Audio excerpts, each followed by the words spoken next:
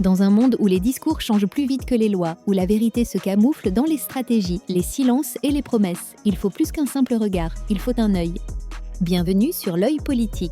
Chaque semaine, nous nous engageons à décrypter l'actualité sociopolitique sans détour. Nous allons au-delà des apparences, explorant les faits, le contexte souvent ignoré et les implications profondes des décisions qui façonnent notre avenir collectif. Notre objectif est de vous offrir une analyse incisive fondée sur la rigueur et la clarté. Ici, la politique n'a plus de masque. Chaque élément révélé vise à éclairer ce que les mots n'affirment pas, pour une compréhension plus juste et plus complète. Le Bénin a vraiment frôlé le chaos. Ce qui s'annonçait comme une nuit tout à fait normale s'est transformé en une tentative de coup d'État militaire qui a secoué tout le pays. Alors comment un État, qu'on voyait souvent comme un pôle de stabilité, a-t-il pu en arriver là? On va décortiquer ensemble cette crise pour comprendre les faits, les forces en jeu et surtout ce que ça implique pour l'avenir du Bénin et de toute la région. Imaginez, dans la nuit du 6 au 7 décembre 2025, le Bénin tout entier retient son souffle. Cette nuit de chaos, elle a complètement fait voler en éclats l'image d'un pays stable en Afrique de l'Ouest. Ça a été un test brutal pour la démocratie béninoise, et c'est sans aucun doute un des épisodes les plus sombres de son histoire récente. Pour bien comprendre comment la situation a pu basculer aussi vite, il faut qu'on revienne sur le fil des événements. Tout s'est joué en l'espace de quelques heures cruciales à Cotonou. Le plan des putschistes au début, il semblait vraiment méticuleux. Le soir du 6, ils frappent fort sur des cibles très symboliques, la résidence présidentielle, d'autres sites stratégiques, et là, au cœur de la nuit, c'est le coup de théâtre. Ils prennent le contrôle de la télévision nationale et annoncent la chute du président. Le Bénin se réveille sous le choc, mais la réplique ne tarde pas. Dès le matin, les forces loyalistes lancent la contre-offensive. Et à la fin de la journée, le gouvernement reprend la main et annonce que le putsch a échoué. Bon, le putsch a échoué, d'accord? Mais la question c'est qui? Qui était derrière cette tentative? Et surtout, qui sont ceux qui, en face, ont réussi à la faire capoter? C'est un peu comme un drame en deux actes, avec les putschistes d'un côté et les loyalistes de l'autre. Regardons ça de plus près. D'un côté, on a donc les rebelles regroupés sous cette bannière, le Comité militaire pour la refondation. À leur tête, un lieutenant-colonel, Pascal Tigri.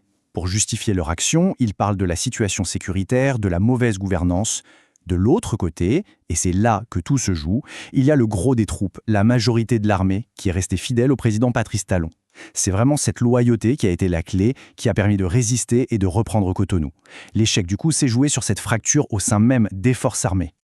Ok, les armes se sont tues, mais attention, l'histoire est loin d'être terminée. En fait, c'est là que l'onde de choc commence vraiment, avec la riposte du gouvernement et les réactions internationales qui n'ont pas tardé, et dont les conséquences se font encore sentir. Entre 100 et 200, voilà le nombre de militaires qui, d'après les autorités, auraient participé à la tentative. C'est suffisant pour semer un sacré chaos, c'est certain. Mais ce chiffre, il nous dit surtout quelque chose de crucial. La mutinerie, c'était l'affaire d'une minorité. La grande majorité des soldats n'a pas suivi, et ça a été absolument déterminant.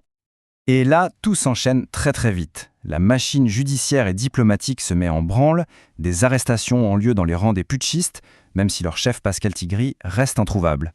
Un symbole fort, la libération de 2 hauts gradés qu'il détenait, ce qui a vraiment renforcé l'image de loyauté de l'armée. Et à l'international, la réponse est unanime. L'ONU condamne fermement. Et la CEDEAO, l'organisation régionale, frappe un grand coup en annonçant le déploiement de sa force. Le message étant un peu plus clair, on ne touche pas à l'ordre constitutionnel au Bénin. Mais au-delà de la simple chronologie des faits, il faut maintenant prendre un peu de recul. Parce que la vraie question, c'est comment interpréter cette crise. Et c'est là que ça devient passionnant. Parce qu'on a 2 lectures, 2 récits complètement opposés sur l'état de la démocratie béninoise. C'est la question qui est sur toutes les lèvres au Bénin aujourd'hui. Est-ce que cet événement est la preuve d'une démocratie finalement solide, capable de résister aux pires tempêtes? Ou est-ce que ce n'est que la partie visible de l'iceberg, le symptôme d'une fracture politique beaucoup plus profonde qu'on ne le pensait? D'un côté, on a la lecture optimiste, celle d'une victoire de la démocratie. Pour ceux qui pensent ça, l'échec du putsch prouve que les institutions béninoises sont résilientes. L'armée a tenu bon, la CEDEAO a réagi, bref, un avertissement clair envoyé à toute la région. Mais de l'autre côté, l'interprétation est bien plus inquiétante. Pour beaucoup, cette tentative de coup d'État est une aubaine pour le pouvoir en place, un prétexte parfait pour museler toute forme d'opposition et verrouiller le jeu politique, surtout à l'approche de l'élection présidentielle cruciale de 2026. Et malheureusement, les jours qui ont suivi semblent donner pas mal de poids à cette seconde lecture. La traque ne s'est pas arrêtée au sol militaire, très vite, les projecteurs se sont braqués sur des figures importantes de l'opposition. Le cas le plus emblématique, c'est sans doute celui de Candide Azanaï, arrêté le 12 décembre. C'est un ancien allié du président, devenu l'une des voix les plus critiques du régime. Et toute l'ironie de l'histoire, c'est que quelques jours à peine avant son arrestation, il avait lui-même publiquement et très fermement condamné la tentative de coup d'État. Et le cas d'Azanaï n'est pas isolé, loin de là. Le célèbre activiste Kémy Séba est lui aussi dans le viseur de la justice, qui a émis un mandat d'arrêt international. On voit donc se dessiner une stratégie assez claire, l'enquête s'étend bien au-delà du cadre militaire pour toucher des opposants politiques. Mais pour vraiment saisir toute la portée de cette crise, il faut qu'on dézoome un peu. Parce que ce qui s'est passé au Bénin, ce n'est pas un événement qui sort de nulle part. Il s'inscrit dans un contexte régional en Afrique de l'Ouest qui est, disons-le, particulièrement explosif en ce moment. Cette phrase le résume parfaitement. L'événement s'inscrit dans un contexte régional marqué par une multiplication des coups d'État. Cette vague d'instabilité qui secoue toute l'Afrique de l'Ouest pose une question de fond sur la fragilité des démocraties et bien sûr sur le rôle des militaires dans la vie politique. Au final, la question reste entière, et elle est plus brûlante que jamais. L'échec de ce coup d'État, est-ce que c'est le dernier rempart d'une démocratie qui s'accroche, ou est-ce que c'est le premier symptôme d'une maladie politique qui ronge le Bénin et menace de contaminer toute la région ?